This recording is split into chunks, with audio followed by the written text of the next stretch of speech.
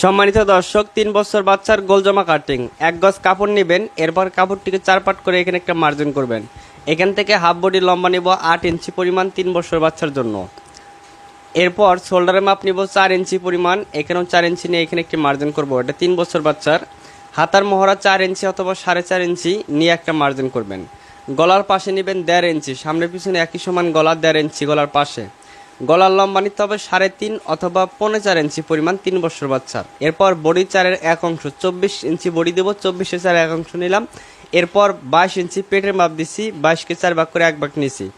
এটা হচ্ছে গলা, এভাবে গোল শেপ দিয়ে নিবেন। এটা হচ্ছে আরমহল। এরপর খুব সুন্দরভাবে কাটিং করতে হবে। দেখেন, গলাটা বেশি বড় করবেন না, আমি যেভাবে কাটিং করতেছি একইভাবে আপনারা চেষ্টা করবেন। ঠিক এইভাবে আপনারা হাফ বডিটি কাটিং করবেন। 1 গজ কাপড় নিয়ে এইভাবে যদি হাফ বডি কাটিং করেন তাহলে হবে।